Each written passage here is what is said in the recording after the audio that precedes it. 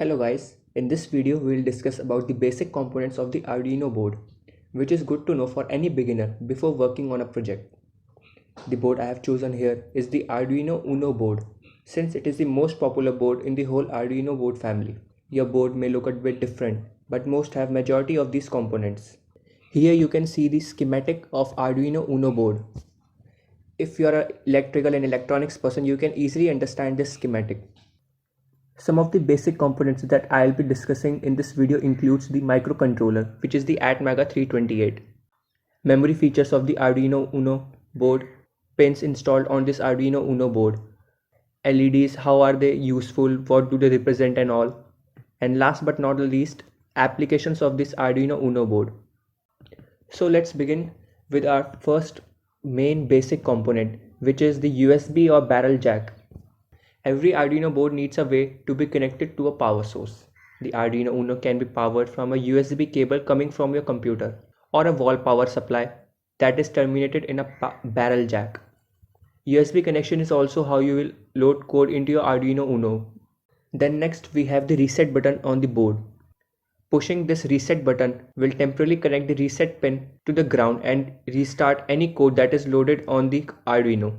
This can be very useful if your code doesn't repeat, but you want to test it multiple times. Then next we have the pins. The pins on your Arduino are the places where you are connected wires to construct a circuit, probably in conjunction with a breadboard and some wire. They usually have a black plastic headers that allow you to just plug a wire right into the board. The Arduino has several different kind of pins, each of which is labeled on the board, used for different functions. Analog pins.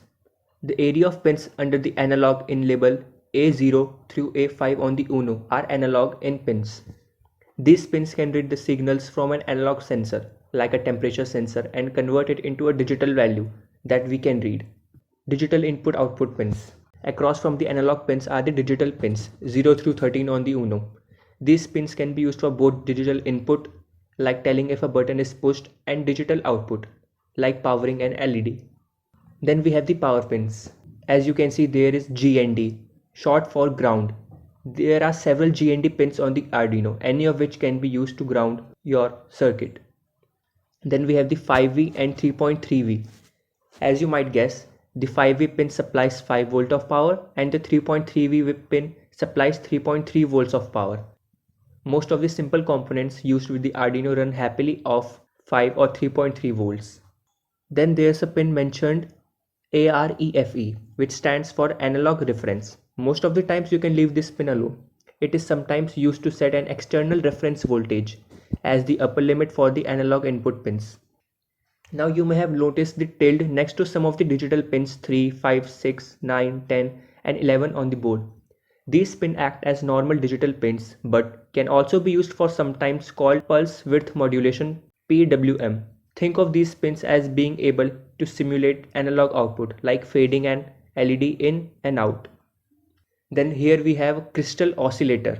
A crystal oscillator helps Arduino in dealing with time issues. Like how does an Arduino calculate time? The answer is by using this crystal oscillator. Then comes voltage regulator. Voltage regulator is not actually something you can interact with in an Arduino board, but it is potentially useful to know that it is there and what it's for.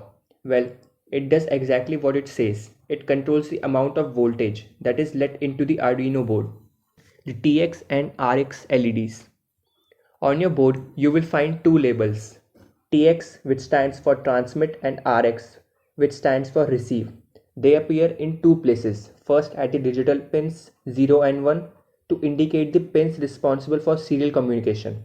Next to the TX and RX indicator LEDs. These LEDs will give us some nice visual indications whenever our Arduino is receiving or transmitting data. ICSP pin. ICSP stands for in-circuit serial programming. It is the ability of a microcontroller to be programmed without disconnecting from the circuit. The ICSP header is physically available on the Arduino board in the form of 6 pins. Then next we have the microcontroller, which is Atmega 328. It is basically the brain of this board.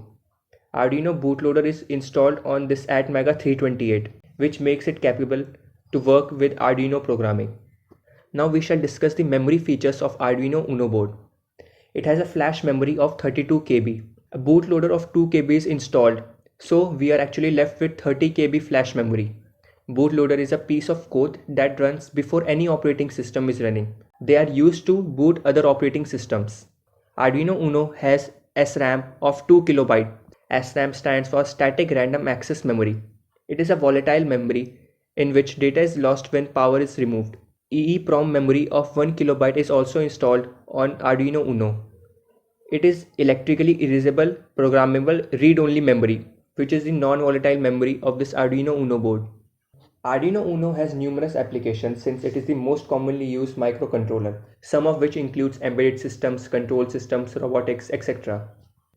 In the next video, we shall discuss about the Arduino Integrated Development Environment,